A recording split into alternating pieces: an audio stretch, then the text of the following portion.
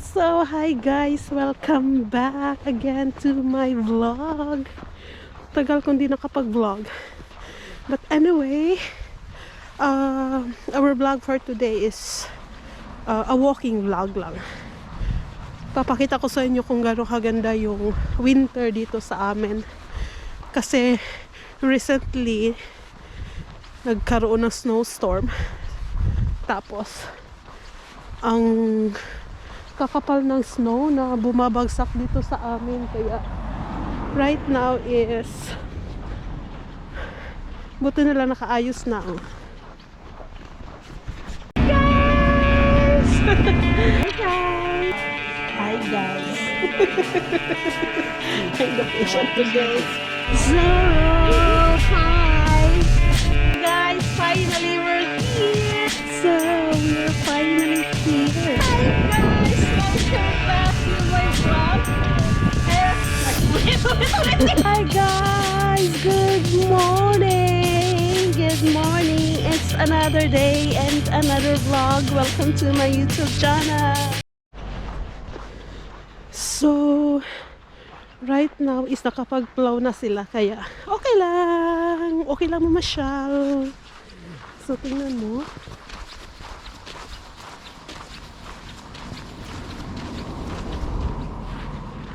Sobrang ang kakapal ng snow today kasi for the past days, parang mga 3 to 4 cm yata ang pag-ulan ng snow. Kaya kahapon ito dito, hindi sila kapag-plow. Kaya makapal. So, ngayon nakapag-plow sila yata kanina. So, ganyan kakapal siya.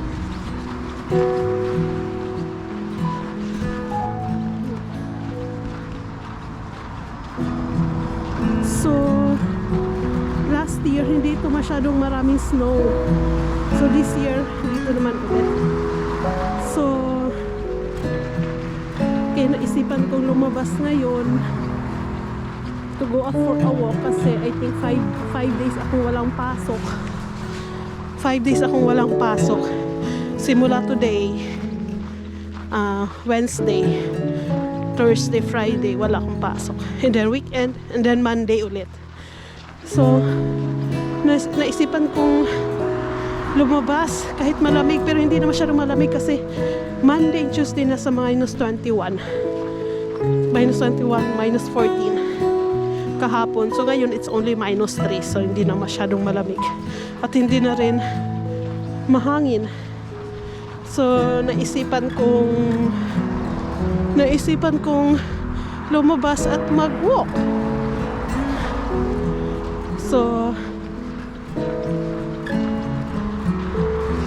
tingnan niyo. Puting-puti lahat, pero maganda ito for the past few days kasi hindi pa nahulog yung mga snow. Lahat ng mga puno dyan is nababalutan yan ng...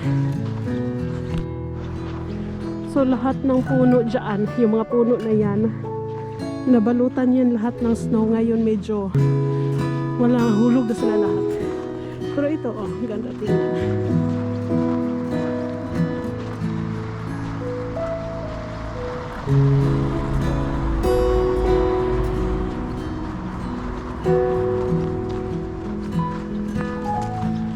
So, sarap din minsan maglakad guys sa snow. Malamig. Ngayon lang, hindi ka lang masyadong napapawisan.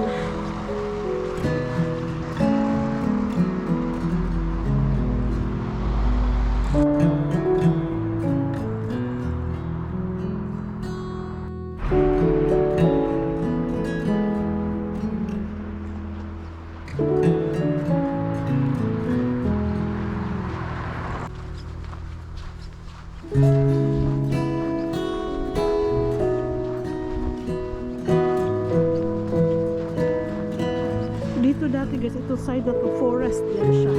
Pero dahil may building na pinatayo, kaya hindi na siya forest area.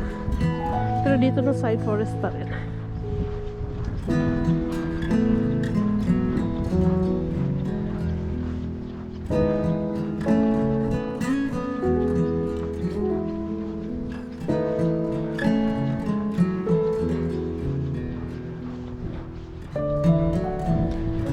Kaya tulad ng sabi ko guys, yung area na yan sa right side is ang daming puno dyan dati. Kaso nga lang, dahil nga sa modernisasyon, may mga buildings na pinatayo, kaya parang kalbo na siya tingnan. Buti na lang din, dyan din po sa left side, is marami pang punong naiiwan. And during summer, marami ding mga blueberry dyan na namumunga, blueberries na nabubuhay. Kaya ang ganda sanang tingnan yan guys kung puro puno po talaga dyan sa gilid ng daan.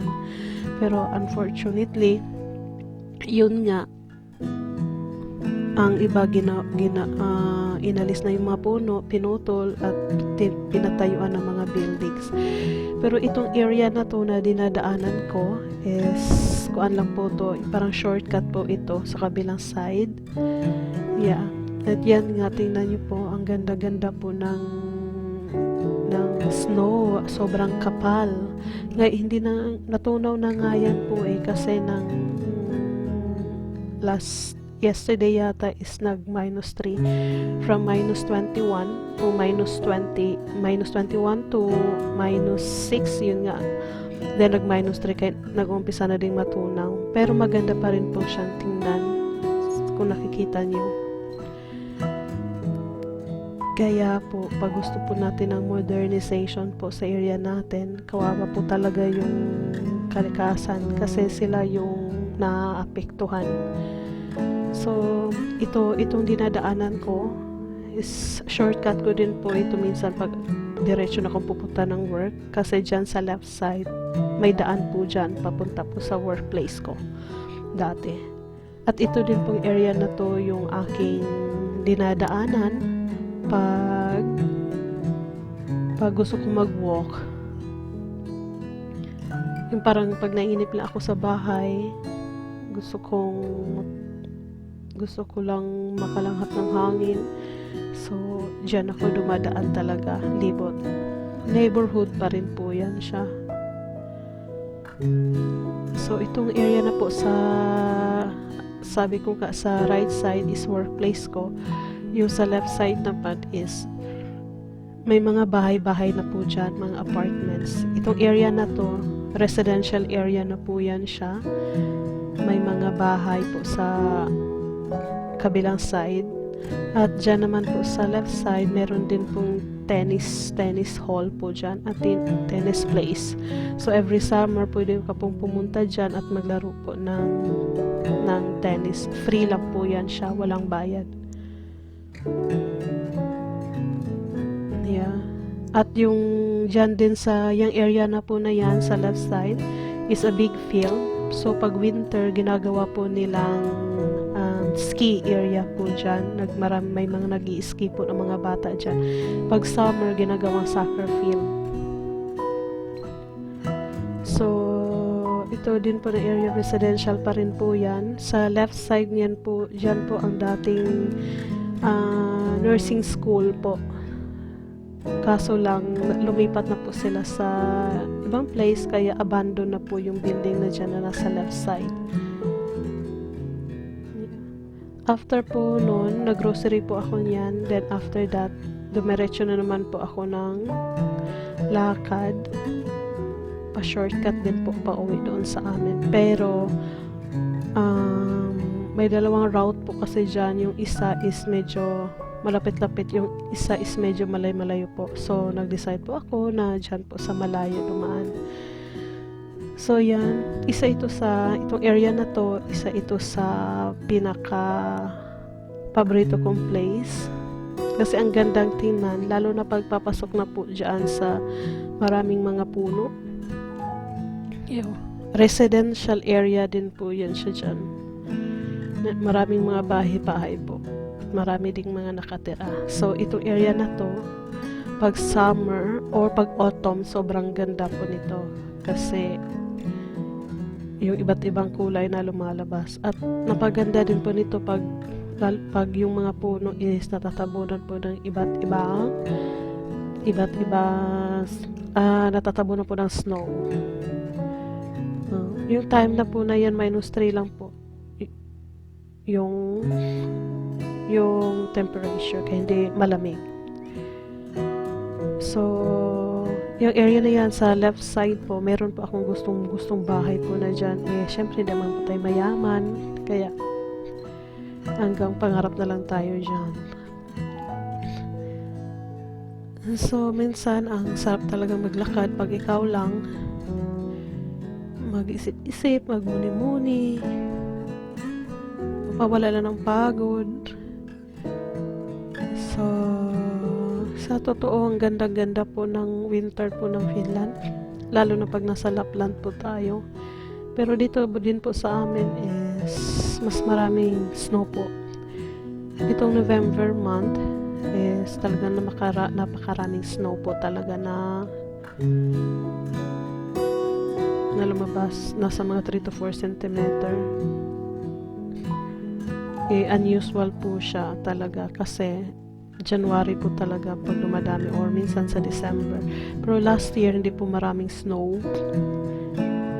At ngayon, this year na naman ang meron. Sana next year is wala masyadong snow, yun lang.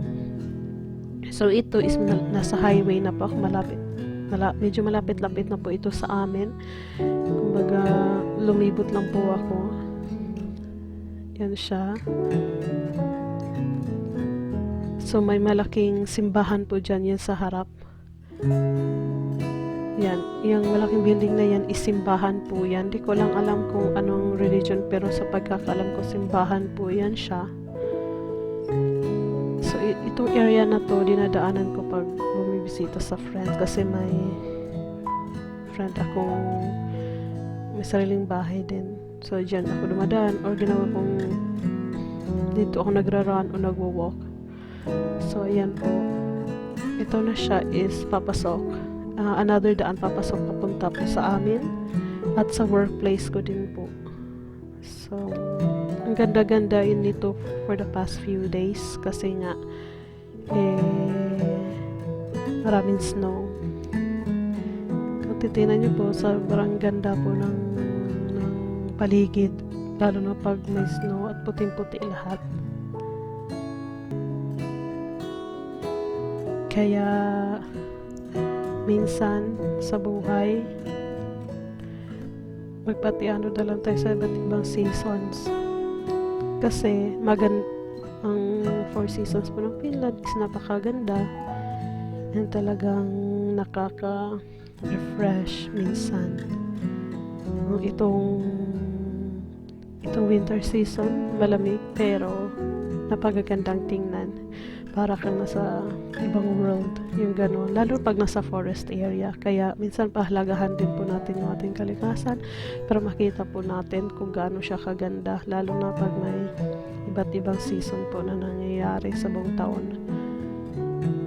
Mahalin din po natin to. Maraming salamat po. Bye!